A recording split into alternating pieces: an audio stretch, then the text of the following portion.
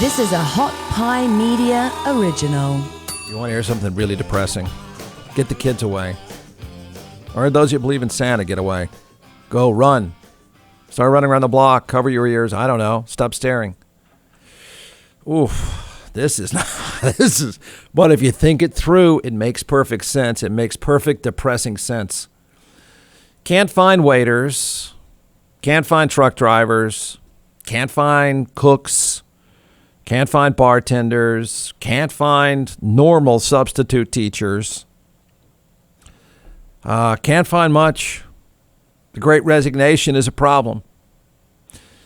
Guess what else? Guess what else? Can't find Santas. Oh, no.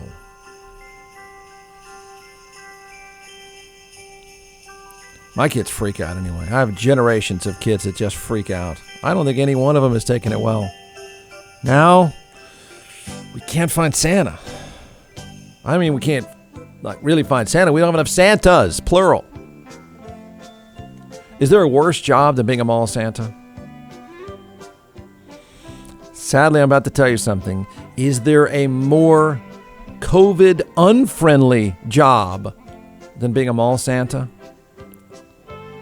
A fat, old mall Santa? We've got a shortage. I mean, a real shortage. Don't be shocked. Don't be shocked if Santa starts to look a lot different. Not just a little. Don't be shocked that maybe he doesn't show up on time. Maybe not the greatest employee. Just don't be shocked. The experts are saying if Santa doesn't start to change and change pretty dramatically because they're desperate. Demand is far outstripping supply. It's not my business. I'd start going to Zoom Santa if I were you. That's what I would suggest right now. I mean, this is going to be depressing. It's so awful. It's sad. But I think you got to pivot here. I don't even know what it's like to have to hire people. God help you. What a nightmare. Running a restaurant, running a school, running a truck driving company. I cannot imagine what it's like to try to track people down. Now a mall. They can't find them. Cannot find them. I don't know what it paid before, but pay should double or triple. And even then, they're not showing up. All right. Here comes the depressing news. Oh, no. Yahoo News. What's with this year's Santa shortage? We've lost a tremendous number of Santas over the last 18 months, says Mitch Allen, the Fort Worth-based founder and head elf at hireasanta.com. Poor Mitch. What a nightmare, man. If you have kids, maybe you've done this before. And I'm not just talking about, I'm never going to see the Easter Bunny again. Okay? I have children that are scarred. I messed up one day, and I somehow ended up with the creepiest Easter Bunny of all time. And I have children that are never going to recover. It was this giant. I mean, it was the biggest head I've ever seen. He smelled. I think he was high. I don't know. It was just a mess. So, but you know, these, here's a category of business that you probably didn't realize was completely wiped out and can't get back on its feet. So, for instance, and I've done this a few times, you hire for birthday parties, all right? Parents, we are over the top on birthday parties. Birthday parties have become something that is just, it's overwhelming. You find yourself having to one-up your neighbor. You go through the birthday party cycle. It's just, I don't know when along our life as parents who try far too hard. You know, our parents would have said, look, you shut up, go get some cake and get out of my face. Now we're all in it. I have hired a few people. I had an Elsa. Hired an Elsa. She was fantastic. Was singing, read to the girls. It was fantastic. I hired a Han Solo. Not a Chewbacca because it would scare the kids. I'm telling him to put the Chewbacca hat back in the car. I said, dude, don't put that on. What else you got in the car?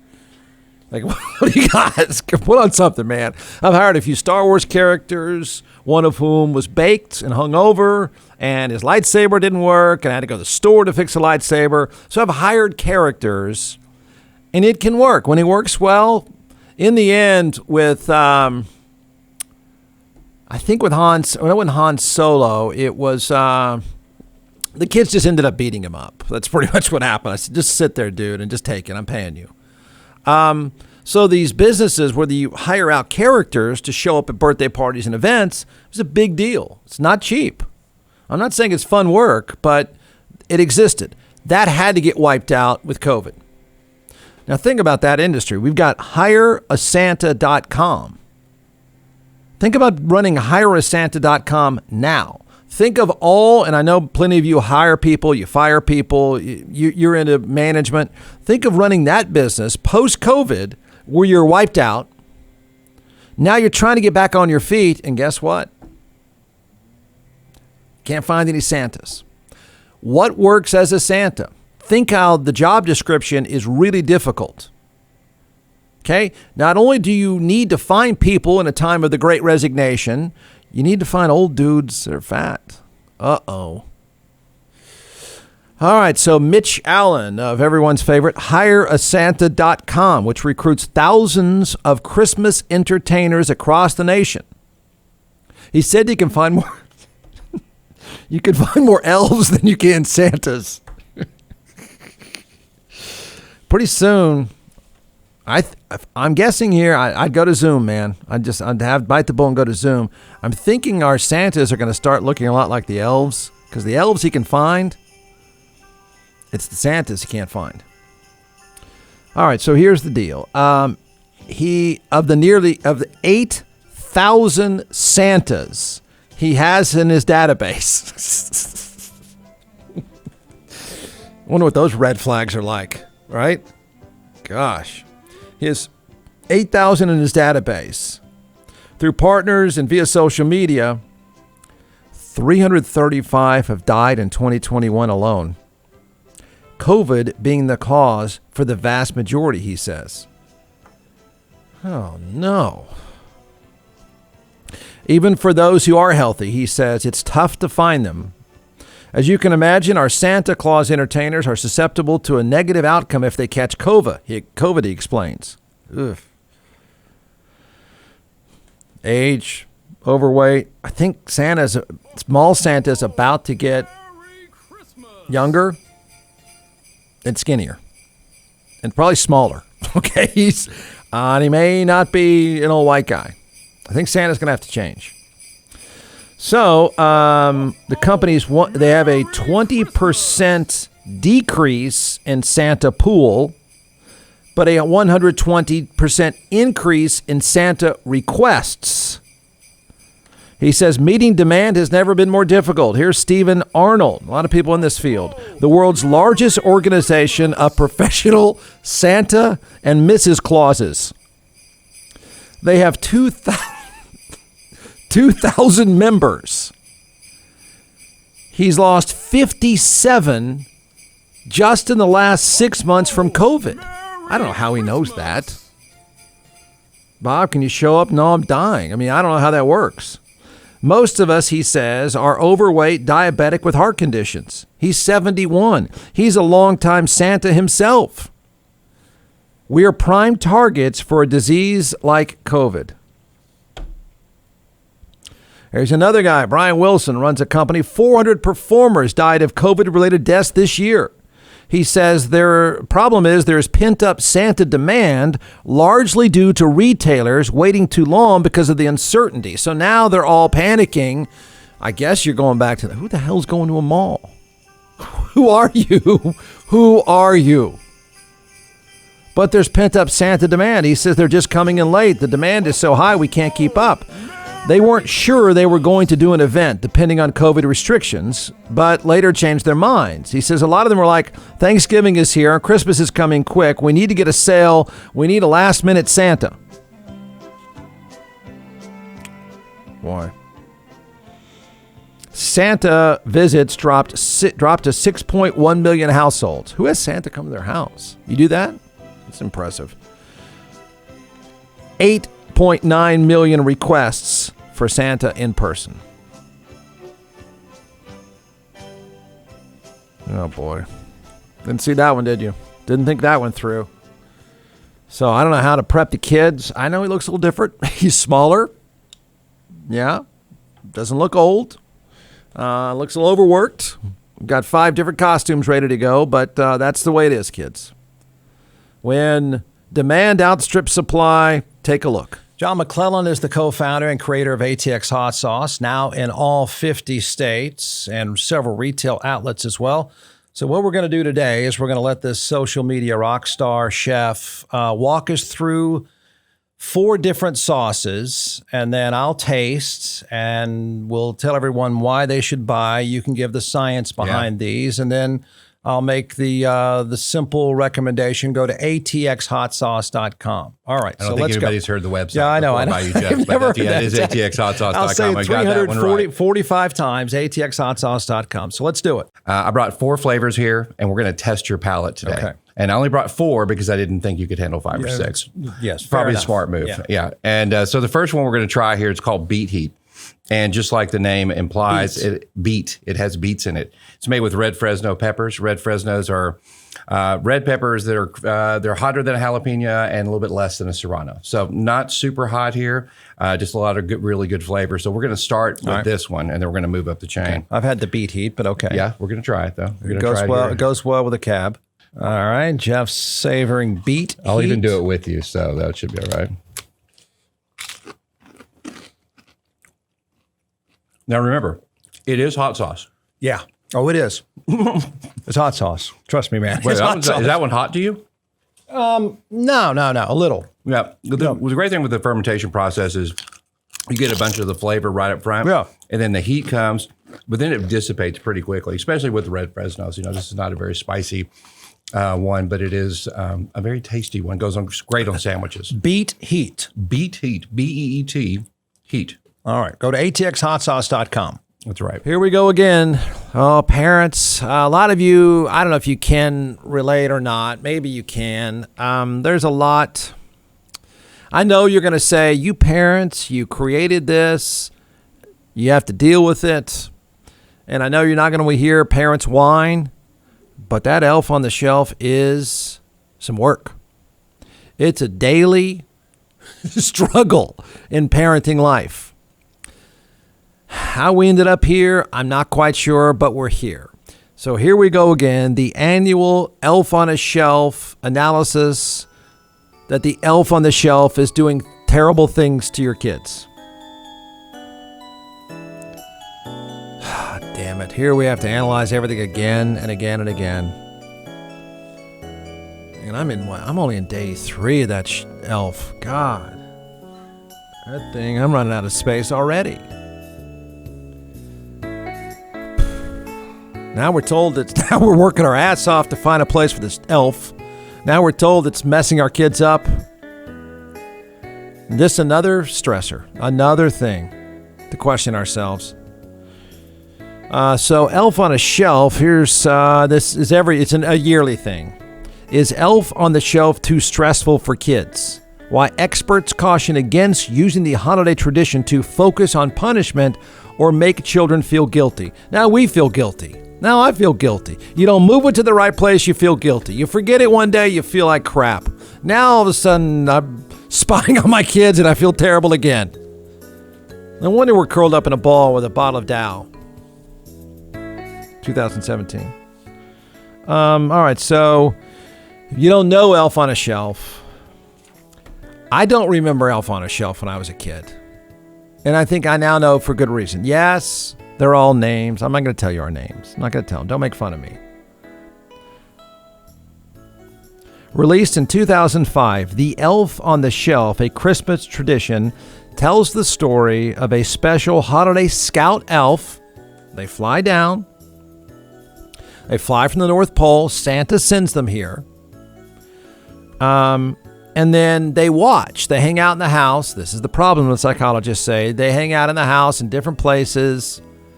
I got one that's eating some cereal. Hee, that's funny. He's in a cereal box. Of course, then the amazing thing is, the kids say something brilliant like, well, he can't breathe. Yeah, he can. No, Dad, he can't breathe in there. Oh, he's going to be fine. I don't think it's okay that he's stuck in that box. It's fine, kids. You do it. You want to do all these great things. You read the story. You love the story. You giggle at night. Have some hot chocolate. And then the next day, it's stress. Now the elf can't breathe. Where is he now? I don't see him. He's in the same place he was yesterday, Dad. Crap. Here we go again. Now all of a sudden you sit down at night. Kids are in bed. You're staring at that effing elf. I hate you, man. I hate you. And then you read he's actually spying on your kids and it's doing damage. Oh, no. As parents, you start down this road, you can't stop because they don't forget. And then you feel really badly. Like in a drunken rage, you throw them out in the street or something. They'll remember. You'll go get him. Not that I've done that, but you'll go get him. All right, so elf flies down. We have a reindeer named Gus who's with him, by the way. just to be clear, Gus. Yep, Gus is there too. Don't ask how it became Gus. It's just Gus and Sparkle. Scout Elf Return Week. Some of us were a little late on that one. Couldn't find the box. But Scout Elf Week is when they come back. Fly down, doing the work for Santa, checking the kids out, getting some lists, watching stuff, just sort of hanging out the house. Then the elf reports back to Santa. And then each morning, the elf is in a new place. Story goes, a new place to watch the kids. That's the book. If you read the book, the elf is in different places, and the kids are doing good things. The elf is telling the story of how important it is that you do good things, so the elf can report back to Santa, right? Seems harmless. Apparently not. Apparently you suck as a parent. Okay, this is what this happens every year. And when they explain it, of course, then you sit back and go, oh, no. I did that. All right. Here is Los Angeles-based psychologist. I don't know what her name is, but she thinks it's a terrible idea. It's unfortunate the elf on the shelf is being used as a way to manipulate and control behavior. Yes, Doc, she is. He is. So is Gus. Don't do what the doctor says. I think the holidays should be a time to focus on family and enjoy the holiday spirit. Psychologist Tagman says, when moms and dads lack the right tools, here we do that thing again. You want to feel like crap, mom and dad? Here you go. When they lack the right tools, parenting sometimes becomes reactive. It's then that parents may use what she calls default technologies. That's apparently what our Sparkle and Gus are. That's Sparkle, yeah, I know. Default technologies, basically saying to a child, if you don't do what I want you to do, something bad will happen. Yes, that's exactly what the elf is saying. Damn you, doctor. Damn you. Damn you, Gus.